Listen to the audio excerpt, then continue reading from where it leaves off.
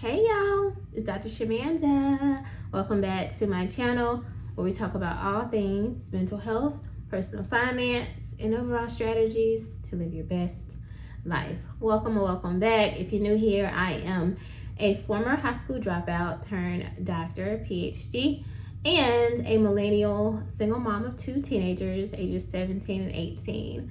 And on this channel, we talk about all things financial freedom, time freedom, and building generational wealth.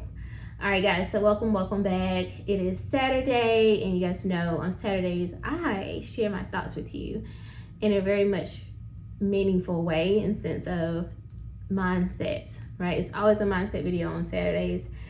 So you guys know, just a little background, if you've been following me, Saturdays now are my days that I do or offer virtual sessions for my private practice and some evening sessions as well. And I am excited to be able to help people and truly utilize everything that I've earned in terms of credentials, education, experience, to be able to, add on another source of income for me. And in this video, the title is that I'm not chasing money in 2026, I am building wealth. And so I want to encourage you guys to shift your mindset, especially as we're in the middle of December, which is the final month of the year of 2025. And, obviously we're getting ready to transition into a new year, God willing. And so this is the perfect time to really take a moment to reflect on what is it that you desire for this new year? What are you being called to? What do you want to focus on? Because you all know we do this every year. As the year enters, we have these goals, we have these resolutions, and then by mid-January, early February, maybe mid-March for some people, things have just gone out the window. Like, you'll start seeing people post things like, well, I messed up already, try again next year. And it's funny, but also it's not at the same time, because these are 12 months of your life, 12 months that could literally change the trajectory of your life, your children's life, your grandchildren's life, your entire legacy and lineage, essentially, right? And so there's no time to waste. There's no time to play games. So here's the things that I wanted to kind of focus on. Here are the things I'm going to focus on this year and practice. One is discipline. I feel like I'm a very disciplined person naturally. Just because if I set my mind to do something, I'm going to do it. But I really want to encourage you to just really lock in. And I know that's been a term that people are using a lot lately, but literally you got to lock in and remember your why. Remember what you're doing this for. Remember your financial goals. Why do you have financial goals? Is it because you're someone like me who has an autoimmune disease and you just never know what's going to happen? Obviously we operate out of faith and not fear, but like the reality is you just never know. And so you can't ever really be tied to a job or the opportunity or option or ability to work, because you just never know what could happen. So you need to have your finances together. Or if you're a single mom or single parent and you have people who are depending on you, or your caregiver in general, why do you want to keep, stay focused and stay locked in? Why? What's your why? Maybe it's just that you are ready to retire early and you just want to enjoy time freedom and just enjoy your life and get your life back without having to show up somewhere every day or being told you can take PTO or can't take PTO, or you can travel out of the country or not travel out of the country because you got to be somewhere. Whatever that your why is, that has to drive your discipline, your willingness and ability to show up every day and do the thing that you said you were going to do when you were feeling motivated. Because that's the thing, is people, and that's why I don't do motivation. People get motivated and they're excited about something, but when it's time to really lock in and actually do it, all that goes out the window because you don't feel like it.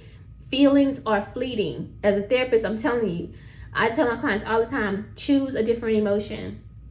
If you wake up in the morning and somebody texted you last night and you read it, and now you just, you woke up and you were excited, and now all of a sudden you read it and now you're frustrated or angry or whatever, you have a moment, a second in that moment where you can choose to stay in that feeling of anger and frustration, or you can choose to be like detached or excited and grateful about all the other things that's happening in your life.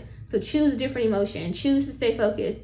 One thing with me, I work work for a hospital system throughout the week, and obviously throughout the day. And then in the evenings and the weekends, I see patients in my private practice. I'm not always, like has the most energy to do that sometimes. But I still get up because I remember what I committed to, and I remember what I said I wanted to do, and I remember what I'm doing this for. So that's a perfect example. Like, it's Saturday morning right now. I'm in between sessions. I could be taking a nap right now. I could be at the salon, get my hair done, my nails done. Like, I could be doing a whole lot of other things, but I decided to do this. This is what I committed to. So discipline is what we have to have going into 2026 and all throughout 2026. The second one is having clarity. So obviously, y'all know, you got to have a budget. You got to know where your money is going. For me, as someone who has multiple streams of income, money could just be flowing in. If I don't know where that money is going, or if I don't have a goal and a name and a job for that money, I could just be spending money, loaning money out, giving money out, just doing all kind of stuff with that money.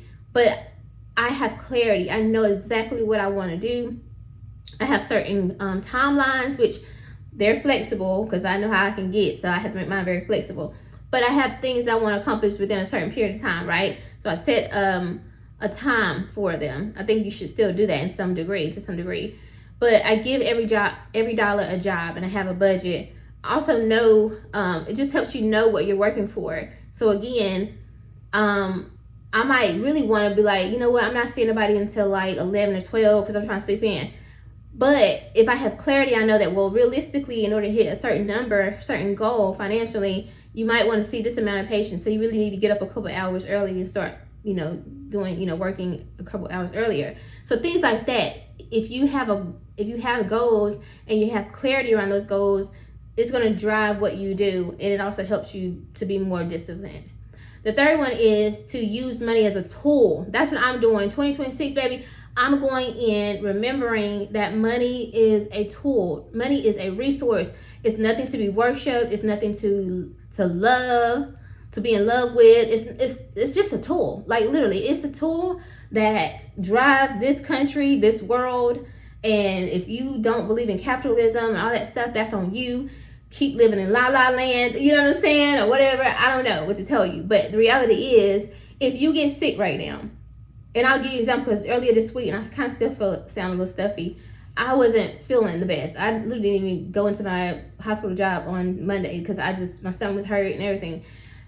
I had to go get some Theraflu, okay? And that I don't know how much it costs. I don't know. But if I didn't have the money, guess what? I'd still be sick. I still would have been on my couch sick, not feeling well. Probably just be worse than I was on Monday right now. So everything costs money, whether it's you need a brush to comb your hair, toothbrush to brush your teeth, body wash to take a bath with, right? Paying your electricity to have lights on in your house, internet for your, internet if you work from home. You need money for everything. Everything costs money. So you have to look at money as a tool. That's all it is. And it's a tool that if you do right by it and you steward it correctly, can literally create a whole different life for you. I remember what it was like to literally just be stressed out about money all the time and not knowing where I was going to get enough to pay just my basic expenses. I don't like that. That bothers me. I hate that feeling of anxiety, of depression, of stress, and overwhelmed. I never want to go back to that. So for me, if I can make some money and do it ethically, legally, all that, and I can help people in the process, oh, I'm locked in because I know that money, using that money as a tool, is going to get me closer to the goals that I have for myself. It's going to get me closer to time freedom, where really, honestly, a year from now, I probably won't even be doing virtual sessions on the weekend. Like, I'm good. I got this amount of time. If you can fit in this time slot, you can't. Yeah, you know what I'm saying? Unless you're going to pay a premium rate for me to meet you. And that's just what it is. But guess what? Having my money, finances together allows me to do that and make those decisions and have those options and those choices. If you're working towards your goals, and you kind of have to just do what you got to do in the meantime. But literally, guys, invest, pay off your debt, save, things like that. That's how you use money as a tool, because it's going to get you closer to that financial freedom and the time freedom, and help you build generational wealth, which is what this channel is about. Okay, last but not least is balance. I'm going into 2026 with balance, and y'all know that's the thing I struggle with, because you know me, like if I set a goal, I'm gonna get it, period. I don't listen, I'm going to get it. That's just me. I've always had that kind of energy about me.